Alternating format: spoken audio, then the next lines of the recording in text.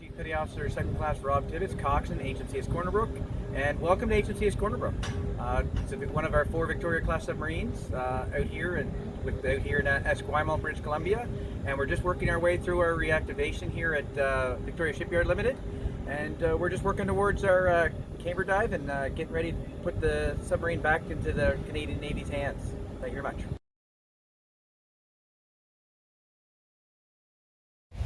Okay. Hi, I am Sailor First Class Monique Lutyk, and I'm a steward on HMCS Corner Brook. Hey Monique, thank you so much for joining me on Go Bold. It's great to be here on HMCS Corner Brook with you. Thanks for having me. Thank you. So tell me a little bit about your family history. Where were you born? Where's your family from? And Right, yeah, I was born in Alliston, Ontario. I was a military brat, so my dad was in the infantry since he was 17 and changed to MP eventually, and it brought us to BC, and we came over here. My mom is Thai, so I'm half Thai, and my dad is Ukrainian descent, so I'm half Thai, half Ukrainian, and awesome. Yeah, and so I've been in Victoria since I was 8, and this is home. Yeah. Wonderful, wonderful. So Monique, what made you consider a career in the military? Obviously your dad was in the military. Yeah, so my dad was in the military, my aunt, my uncle, so I came from a very military background family, so I kind of had an idea about what it was like, and I saw the kind of things they were up to, and I just, after high school, I didn't really want to go to post-secondary, so I thought, where else can I get a career that will give me a pension and give me all the benefits that I wanted, and I thought about the military. Nice, so, nice. Yeah. Awesome. And so once you joined the military, you picked the Navy. Why specifically the Navy? So my brother's in the Navy, and so he was always traveling and seeing cool ports and everything like that, so I just thought, I love the water, I love the ocean, and the 2 naval ports we have in Canada are Halifax and Victoria. Right. So I had a 50-50 shot of being close to home, so I thought, yeah, why not? I'll go Navy. Well strategized. Yeah. Exactly. That's awesome. And so now that you joined the Navy, you are now a member of HMCS Corner Brook, which is one of the 4 Victoria-class submarines that the Royal Canadian Navy has. What made you pick the submarine kind of trade? So I originally came over to the sub cell to cook in the galley because I was doing a package, and when I came over to the subs, everyone was just so nice, and it was just such a community that really pulled me in, and I just thought, you know what, I'll do a tour of the sub. I'll check it out and see what it's like and decide from there. And I came down and I did a tour. I laid in a rack and I stood in the galley and I said, okay, I can do this. Awesome. Sure, why not? Awesome. So this is your work environment. This is your office. This is my office. This is where, so I cook breakfast in the mornings for the guys. So I do everything. So under here we've got some elements, we've got some ovens, warmers. Over here we have a steam line we're set up for shore right now, so we've got all these things. But yeah, this is the space you work in, and this is what you've got. So when you're at sea, do you not have like a microwave like? You do have a microwave, so we usually do have a microwave. Everything's made fresh, so we don't really use it. I mean, if the guys eat late, they can come and warm up a meal if they want. Kind of thing. Yeah. Yeah, and here this is the on switches. We've got two levels essentially for the ovens. On. Yeah, on and off. On and off. On and off. So you're kind of just going with the heat. It's a challenge. You've got to rotate the food, the heat. There's no fan. So these are quite old ovens. There's things. So you just got to work with what you've got and try to give the guys the best quality food you can do. Good for you. Good for you. Well, what is that like on board a submarine? Because I've heard stories where, submariners, you're submerged underwater. You don't really have replenishment. So it's pretty much what you take aboard, and So submariners kind of like really look forward to a meal. Yeah. and nice meals, I For think. sure. Yeah, we try to feed the guys really well. I mean, because food is morale. Right. I mean, we don't have sunshine and we don't have things, so at least the things you can look forward to are the food that we give you. Right. Right. So we do really try our best with what we've got, because there's only so much space in the freezer and the fridge for what you can take, and fresh food goes bad, and so you just gotta work around things, and you gotta really work on your toes. You know, be creative. Yeah. Try to do what you can. Yeah. So what is your routine like? Like in the obviously you have to be up before everybody else is. So I'm awake at about 11 o'clock at night. I cook breakfast until about 3 a.m. Breakfast is from 3 a.m. till 4. I clean up, go to bed, and then I'm up for every other meal. So during my off times where I'm not cooking breakfast, I am awake. There's the wardroom, which is, it caters to the officers. And I take their food orders, I wash their dishes, I set them up for their meals. So I am up every meal to help with service and everything like that. Wow. So I don't know if most people appreciate the fact that there are women serving on board submarines, right? There's not many. Really? So how, like, I mean, you are a member of the crew. I don't think anybody distinguishes you from anybody else, but what's it like in terms of just living on board a ship, in this case, a submarine, and being a woman aboard? Like, I don't know if there's a difference. I'm used to, in the CAF, there's not a lot of women in general, but definitely on submarines you do notice, like, sometimes I am the only female on board for the sail. Wow. It can be a thing. But, you know, I just think of it, everyone thinks of me as like their sibling. So I don't ever feel like weird about, and you have to be comfortable with the space you have. So, you know, I sleep in the racks where the guys sleep, because there is no private female quarters. We don't have the space. Right. So, you know, you just kind of do what you can, and all the guys respect my space and what I've got, the amount of space you have, Right. and, you know, and you all share a bathroom. I think of it as having like 58 brothers on board and me. Awesome. Well, that's good. You got a lot of people looking out for you then. Yeah, for sure. Cool. So, I have to ask you, when cooking on board, what do you enjoy cooking, and what do people look forward to on board the ship or on board the sub? I like smoothie days. So the CO, he loves smoothies. We do them every 3 days. So I'll pump out different types of smoothies on those days. But the guys love bacon buddies. So Bacon buddies? Bacon buddies. Okay. So it's essentially an English muffin, buttered on both sides, an egg, 2 pieces of bacon, cheese, and they just love them. You just throw them together, put them in the warmer, and the guys will just come through. Hey, can I have a bacon buddy? Yep. And you just toss them out like they're candy. They love them. Yeah. Awesome. Their favorite. Awesome. Well, that sounds good to me too. So, in terms of meals, how many are you cooking a day then? And you mentioned how many people are aboard, so 50 some odd, Yep, right? so there's 3 meals a day, Yep. breakfast, lunch, and dinner. And then there's snack times in between, and then I also do a morning muffin run before I serve breakfast. Wow. Yeah, Wow. so I make the muffins, and then I go around the boat, and because, you know, these people can't leave their respective spaces. The control room is stuck there. Right. The motor room is stuck in there. Right. So I'll go back and with some earmuffs and be like, hey, you want some muffins? That's awesome. Yeah, and then I also run the ship store. Okay. So the canteen, so if you need chocolate bars, cigarettes, things like that, Yeah. I am the one who runs that as well. So. Okay. Interesting.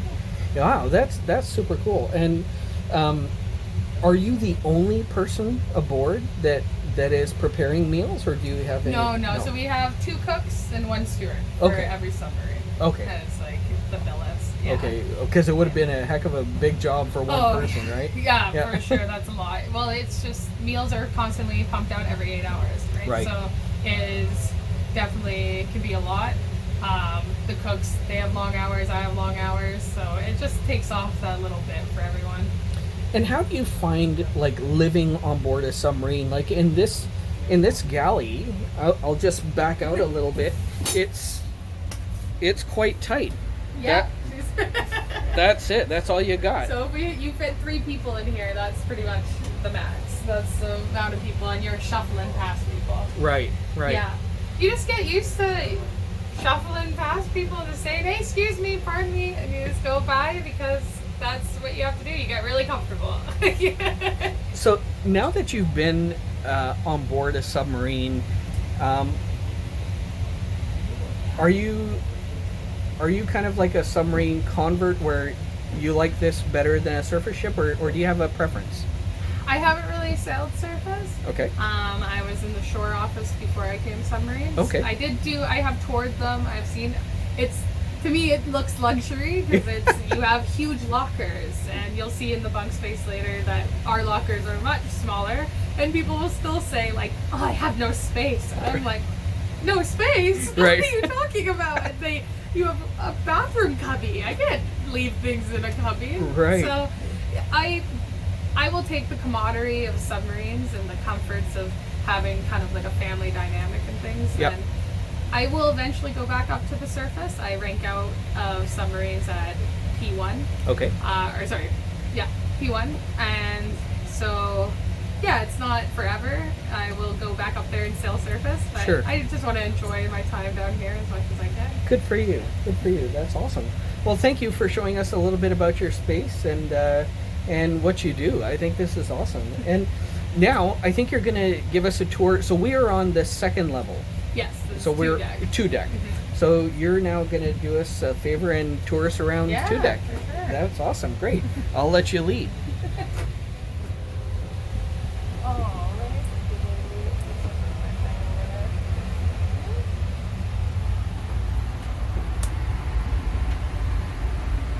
Alright, so over here we have the gyro space.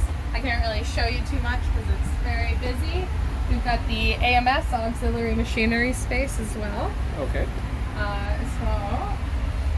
we have battery switchboards. We have the officers' sleeping cabins over here. Okay. Yeah. And how many in this compartment? There's 6 racks. There's 6, so 6 officers. 6 officers can sleep in here. In here, Yeah. okay, interesting. And then in here we have the junior ranks mess.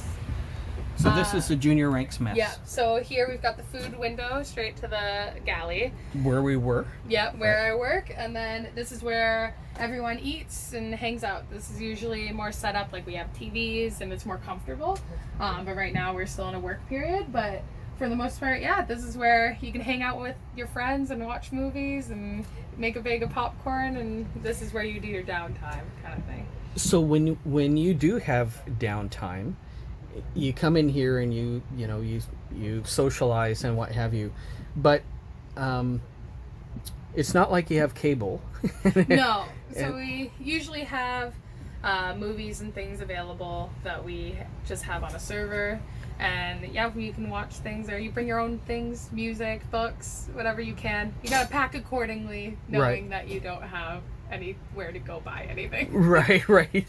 So you have to be smart in what you buy and what you bring. Yes. Right. I have a list in my phone that this is what you need. This is how many t-shirts. This is how many pairs of socks, underwear, because there's nowhere else. There's no washing machine. There's no washing machine? No.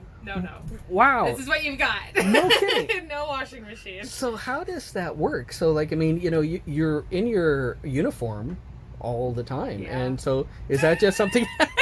You can bring a few pairs of Okay, uniform if you want, yeah. and just hope that like they don't get dirty. Right. Because if they do, That's it. You're out of luck. that's out of luck. You could try to hose them. Yeah, right.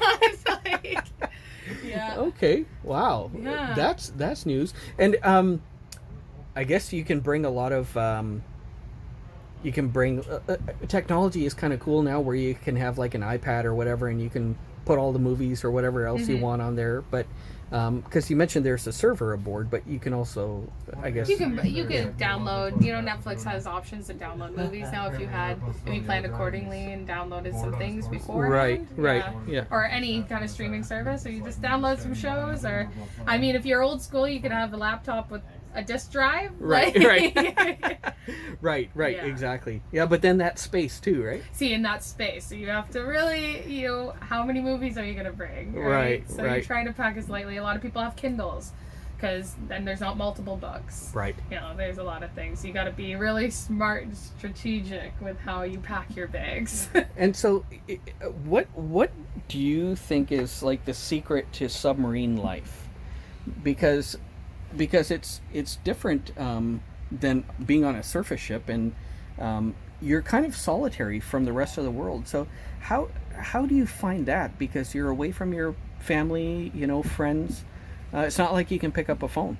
No, I'd like to think of it as kind of like off-grid camping. So a lot of baby wipes and just going through things, and you know what it's going to be like before you go sub. So you know that there's no cell reception, and you know there's no Wi-Fi. So you prepare your loved ones as much as you can for, I'm not going to be in contact for this long, and I'll see you when I see you.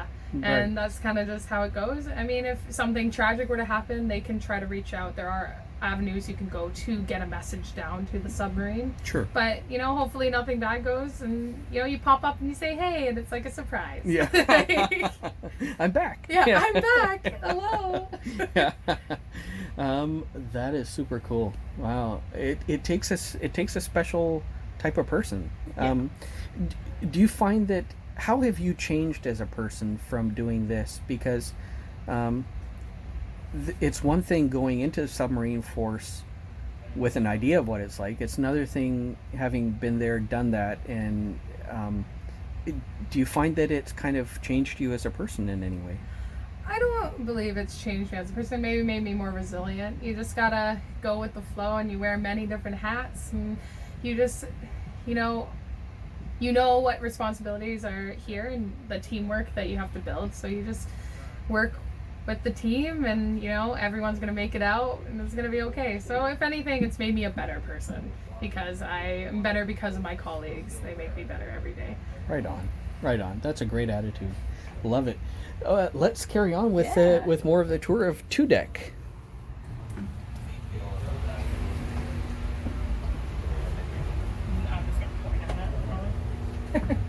All right, over here we've got the senior ranks mess and 35 bulkhead. I'll take you through here. Cool. And so we've got one of the washrooms over here. You can come take a look. It's all kind of out of bounds, but you can take a little peek in there. Okay. So this is one of our one of the heads out of, one of the heads. Yeah, 1 out of 3. There's 3 on board. 3 on board. On the whole submarine. Yes. So there's just 3 one, washrooms. and then as you can see over here, that's the shower. So you shower all in the same spot. Wow. And the toilets are non-flushable. So we have a hose. Okay. that you have to make a flush. Oh, interesting. And this is a little basin that folds down. Yep. Right? Yep. Okay. Interesting. Holy smokes. The sonar cab space, you can't go in there, but... Sure. Alright, and then there's some more heads over here. So 2 more toilets and some wash places and a standalone shower. Okay. Mm-hmm. So very intimate quarters. Yes, absolutely. And this is one of the fridges that we have. Sorry, fridge and freezer is all in here. Wow. Yeah. Cool. It's, How much food do you bring on board when you? we try to bring enough for about just over a month is usually what we try to bring. Okay. We try to fit as much as we can. Sure. We want it to be full. And so obviously you're using the fresh food first, and then you switch over to frozen and canned, I guess. Yeah, well, it's kind of, we'll use all the fresh because it's going to go bad the quickest. Right. And then we'll move to frozen veg, things like that. And then if it really gets bad, we have the dry stores, which is in the galley as well. There's a closet there, and there's canned things that you can pull out if it really is needed. Okay, interesting. Now we are in the junior ranks bunk space. Okay. So this is where the junior ranks, I mean, we're spread around, but this is mainly where the junior ranks are stationed to sleep. Okay. So yeah, these are the racks, 3 in a row. This is your space, essentially. This is your private space. So basically on board a submarine, There isn't much private space, but this is it. This is your space. If this is, yeah. If there's anywhere that is your space, this is your space. So there's I'm familiar with the term hot bunking. Do you guys have to hot bunk here? We don't hot bunk. No. Okay. So if I come onto the submarine and I take a rack, that is my rack for the sail. Okay. If for some reason I need to be relieved off the sail, then the next person will take my rack and that will be theirs. Right. Yeah. Right. And you have 3 little lockers that you stuff your things into. Oh, wow. Okay. Yeah, and they're like deep. Okay. So yeah, you just try to put as much as you can in there, and pretty much. So those are your 3 lockers. That's where you keep whatever. Now, do you keep your clothes and everything? Everything. So there's your space. There's no space underneath the bunk. So there's one under the very bottom bunk. There's some lockers down here. Okay. But you would only put things in there that you wouldn't need at all during the sail, because you have to keep in mind that the lights would never be on in here. Okay. Everyone works at different hours. Right. So when you come in here, it's quiet. You have to be quiet. So if you're going into your locker, when you're getting ready to sail, you must set it up as smart as you can to that you're not digging around and clinking in the middle of a sail, because everyone's sleeping. You don't want to wake your colleagues up just because you're awake. Right. Not everyone else is awake.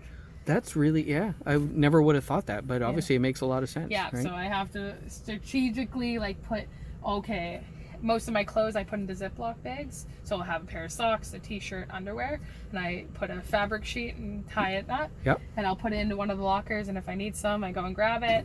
And then I'll put like whatever I need. One of the lockers is more leveled, it's flat, so I'll put like my iPad or like things that I would want regularly in that locker. Yeah.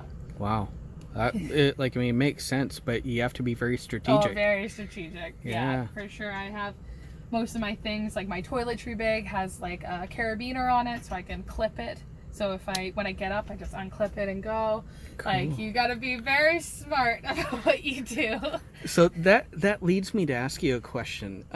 Before you came on board the submarines, did you ask anybody about what life is like, or did you ask anybody hey, do you have any tips or pointers or whatever? Yeah, I did ask the guys, kind of like, hey, what is it like to be on board? And they told me how it was. They said baby wipes, and you can shower as a food service worker. I can shower every day. Okay. So I will shower, as it's expected of you to be cleanly for you are serving the crew. For sure. But there are water restrictions sometimes, and there are things. So baby wipes are what you've got some days, and right. you work with it. Right. And when I came down, I laid in a rack, and I just saw, okay, like I could definitely do this. I can fit, and the space wasn't too much of a concern for me, because what could I need?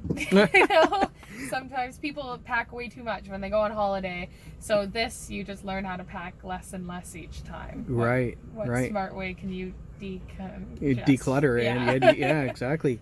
Wow, that's super cool. And perhaps it's a good lesson for life in general, Oh, it's taught me a lot about like going on vacation. Do you really need that? Do you need that? No. Okay. Save you on the extra baggage fees. Yeah, for sure.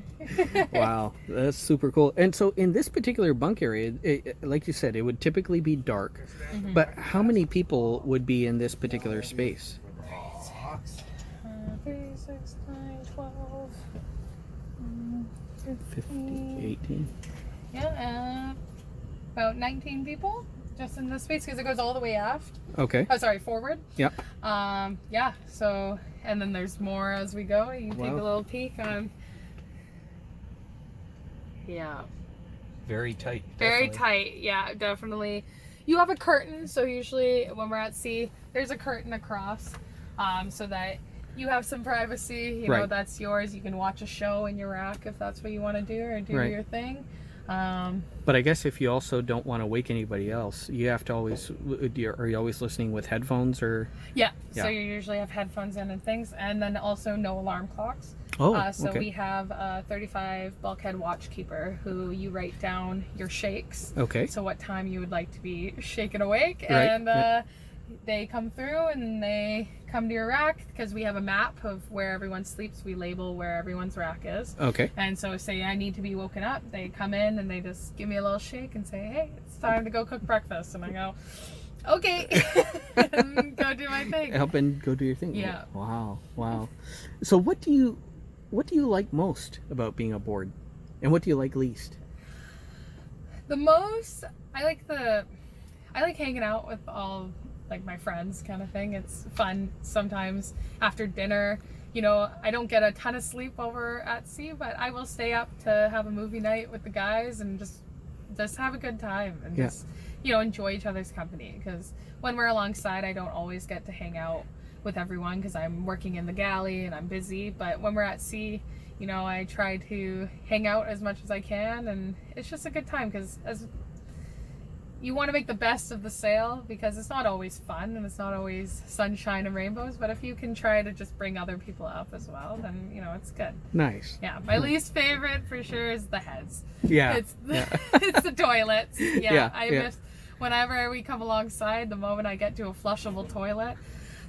That's so nice. Luxury. Luxury. Oh yeah, you're like, wow, look at this toilet. I just hit the switch and it just instead of taking a hose and doing my thing. Wow. Well, yeah, I guess it's just that's what you got to do if you're on a sub, right? Yeah, it's just I like camping. Right. Think of it as like camping. Right. Yeah, camping for work. Yeah, camping for work. I love camping. Well, there you go. Well, you get to do it for work and get paid for it. That's not bad. Awesome. Yeah, let's continue on forward. It's just essentially more racks. Hi. Okay. You guys can come forward? Yeah, go ahead. Cool. Thanks. Yeah, no worries. All right. So more racks. We'll put more of like the senior rank members over here. Okay. And then we got the And ATP space. Well, I was just going to say, the racks are all the same, right? It's Oh not- yeah, they're all the same. Yeah, So there no rank gets better because it's just not. It's not That's feasible. why, it's not feasible. Yeah. So the kind of the rank structure, like you respect, of course, like your seniors and your officers and stuff. But when it comes to rack spaces and everything, you know, we're all stuck in the same kind of pod. So Right. yours isn't better than anyone else's, right? Right. And is this pretty much the extent of this deck? Yeah. Okay. Yeah, Awesome. this is it. Cool. Thank you very much, Yeah, Monique. of course. All right. Ben, it's great to be here with you. Thank you for taking the time to speak with me on Go Bold. So tell me a little bit about your family history, where you're from, and what made you interested in joining the military. I'm from Saskatoon, Saskatchewan. Born and raised there for 18 years and joined the military because it looked like a challenge when I was a kid. And it was good, solid, steady employment for a kid that's used to being on the kind of shittier end of the tracks. Sure. And it's a great place where lots of challenges. You get to move a lot and you get some new experiences. Yeah, right on. And so you decided to pick the Navy as opposed to the Army and Air Force. What was some of the thought process in that? I was actually in the Army for 11 years. Oh, were you? Before coming over to the Navy. Interesting. I worked in 2B Sly as an infantry captain. Okay. And then worked at the infantry school in Gagetown Okay. For 3 years before joining the Navy. And I came over to the Navy because it was learning something new and working in a new organization, new skills, a completely different realm of understanding. Yeah. And it is a very hyper-focused place on getting things right and lots of learning. So now that you've served in both the Army and the Navy, clearly you're in the Navy, but I'm going to ask anyways, what are the pros and cons to both? When the Army's doing Army things, it's fantastic. But when there's no war going on and there's just overseas training missions, it's not the morale and war fighting that I joined the Army for. Sure. So that is what the Army is supposed to do and not doing currently. Sure. And the Navy attracted me because it is a new skill set, a different type of leadership, and it was a distinct change. get 3 hot meals a day, you get a bed. Most of the time you have some level of connectivity, and it's just a completely different type of people you work with as well. Yeah, right on. So once you joined the Navy, you could pick, or this. It's not like the submarine service is chosen for you. You have to apply, right? Correct. So what attracted you to this field, or this specialty, I guess? I worked with a few submariners that were bridge watchkeepers as I was going through training Okay. at Venture. Meeting them, talking with them, and seeing their level of competency compared to their peers was very inspiring. And they have a different way of dealing with problems that I didn't see on the surface. Or sorry, those that were surface bridge watchkeepers. And the bridge watchkeeper, I asked him where he worked, what he was doing, and he said I should come down to subs and take a look. And Nice. I haven't regretted it. Ah, good. So what will be your specific function once you get fully up to speed on subs? I will be a submarine naval warfare officer, either in the sonics or the navigator position initially, Okay. and that is navigating the submarine, all the bottom contouring and planning to get us from A to B, as well as pilotage waters. Or I'll be sonics, which is previously referred to as the torpedo officer, and I deal with the sonar suites we have and tying those into our weapon system. Awesome.